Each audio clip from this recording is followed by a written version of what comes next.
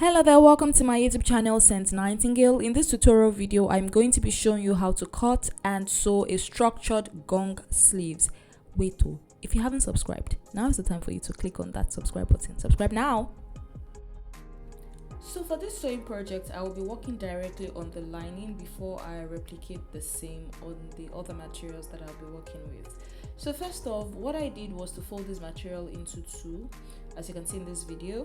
And then I went on to measure the length of this fabric, or the length of the sleeves. The length of the sleeves I'll be working with is 14, and this is because the length of the sleeves for the clients, where this gong sleeves will stop, is 11 inches. But then I added 2 inches like I did when creating the puff sleeves. I made a tutorial on how to cut and sew a puff sleeve, so you can check that out on my YouTube channel. So let's continue. So 11 inches plus 2 inches will give us 13 inches. Then half an inch sewing allowance at the top and at the bottom will now give us 14 inches. So that's why I'm working with 14 inches. So the tip of the gong sleeves, I'm working with 11 inches, how wide I want it to be. Also factoring the sewing allowance and the weaving allowance, and I'll tell you why I'm weaving it as well. I went up to the top of this pattern and marked 11.5 inches, and that's because I want to create more volume at the upper part than the lower part. The way the gong is shaped, the upper part is smaller than the lower part. But then let's just continue. So I marked 11.5 inches, right? I went down again to cross-check to be sure that what I have at the bottom part is 11 inches, and I've done that. So I'm going to pick up my long ruler and then connect the dots on the outer part. Remember the explanation I gave, 11 inches is what I'm originally working with, but I added 2 inches sewing allowance. Rather, I added 2 inches puff allowance. How it's going to puff up, it's going to take about 2 inches away from the original length, and then 1 inch sewing allowance. So I'll take my long ruler now and then connect the dots. So I've connected the dots. The next thing for me right now is to now create my armhole. So I picked my tape roll and I measured 4 inches, as you can see in the video, and I flipped it over as well, doing this horizontally and vertically, and I'm marking another 4 inches. I'm going to take my ruler now and connect what I have marked, and then I'm going to now use freehand to connect the dots, or rather connect the curve. I'm going to draw out a curve like you can see in this video to shape out my sleeves. I'm going to be doing this again because I want the curve to be better than what I have drawn out. So that second line that I have marked is what I'll be working with. I'm going to use my hand to show you what I'll be tracing out.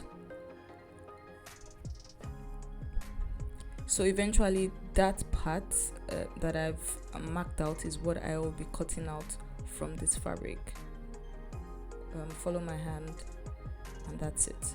So I'm going to pick up my scissors now, and I'm going to trim this out. So after tracing this out, I'm now going to replicate the same and cut out another one, and then thereafter I'm going to divide it, the one that goes on the gum stay and the one that goes on the crinoline. I'm going to be showing you the kind of crinoline I'm working with. This particular crinoline is the wide one, can be called hard knit as well. I'm going to place now, like you see in this video, I have placed on the corresponding lining. I have also sewn the tip, and I'm trying to trim it out now to iron it out. I've also placed the gum stay on the other part of the lining. Remember I said I was going to replicate what you had seen on another piece of fabric, so that I can have 4 lining in total. So I've sewn this on for both sleeves. I'm opening it up now so you can see what I did. So the other part on the left is the part that has the crinoline or hard knit. The other part on the right is what has the gum stay. So I opened it up so that I can press open, and then I'm ironing the tip now. After doing this, I'm just going to do a quick trim. I'm using my hand to show you the part I'm going to sew. So I'm going to go to the machine now, and I'm going to sew this part. Let me just open this up and fold it for you to see what this bounce will look like. I'm just trying to look at it, but then I'll go to the machine now and connect it.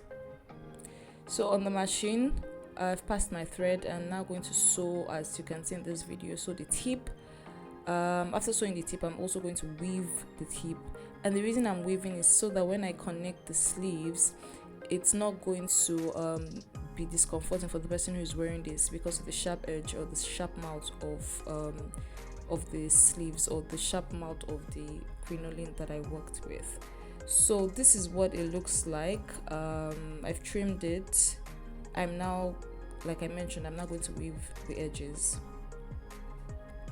So after weaving the edges, I've weaved the edges. Now I passed a thin thread into my big size needle, and I'm going to open it up for you to see. So you're not sewing the 4 threads, you're just passing this double thread into the needle, and that's because you want to do a single stitch on this sleeves, so that it's easy for me to pull. So first off, remember I said I'm taking out 2 inches, so that's 2.5 inches already cut out from where I'm marking, and I'm marking 6 inches now at that tip. I've marked 6 inches. I'm going to show you. So that's 2.5 inches, the puff allowance that I had mentioned. Remember, the total length at the end of the day will give us 11 inches. So I'm now going to open it up and pick up my needle and begin stitching across. Loose stitch, half an inch.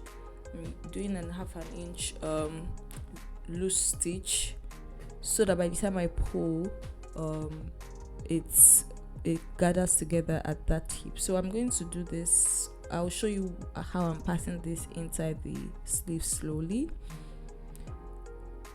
So as against the structured puff sleeves that are done on the channel, remember that one I just used my bobbin pins to pleat, but this time around I'm trying to achieve gathers and not pleats. So that's what I'm doing in this video. So I've done that now. I've removed the needle. I'm now going to pull. So you can see that this is gathering up.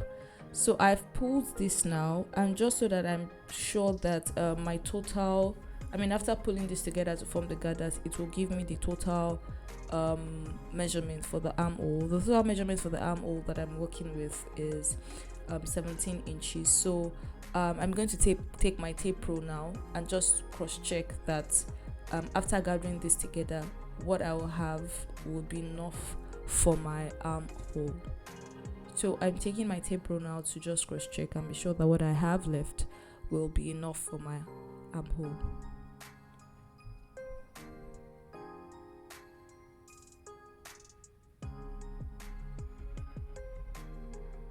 So yeah, I have 18 inches, so that's enough for the sewing allowance after taking out my 17 inches that I need.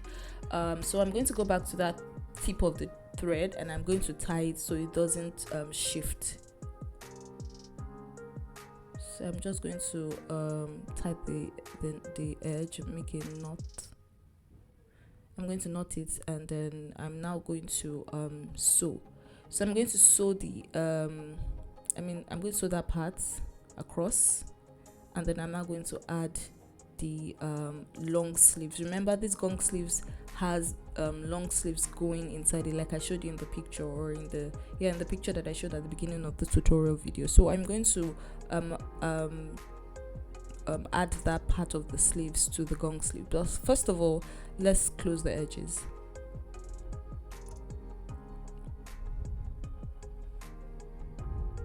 So I'm closing the edges.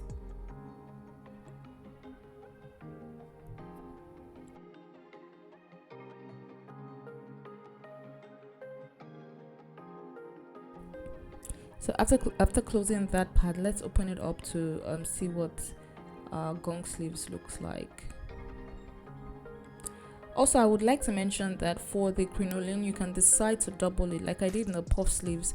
I doubled the hard net that I used, but for this one I used single net, and because I don't want it to be too much based on the client's request. I don't want it to stand too much based on the client's request, so that's why I used a single net. So I'm going to connect the sleeves now into this Gong sleeves.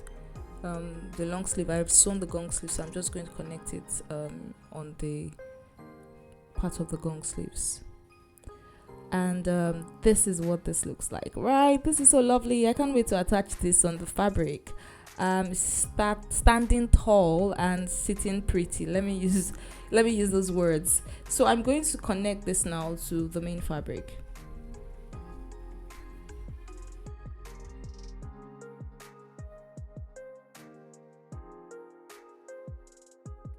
Yeah, and so we're done. I am now going to be showing you what this looks like on the mannequin, and voila, here you have it. This is what this looks like. I mean, see how thick it is. It has so much volume. It's standing. It's a gong sleeve. You can see the gong sleeve. You can see the long sleeve as well. That has been connected to the remaining part of the fabric. So I took this look a bit. I decided to bedazzle this, like I always say in my term. I decided to bedazzle this, and this is what we have eventually. And tada, this is it.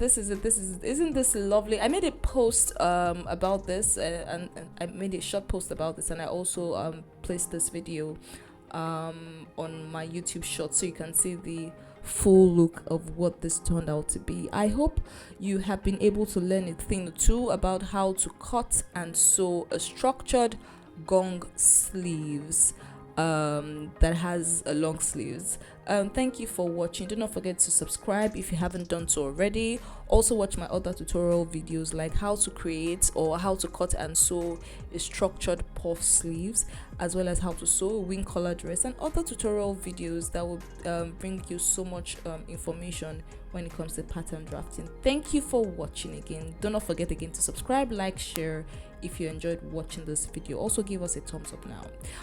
Thank you for watching. Keep creating magic. It sent Nightingale. Bye bye.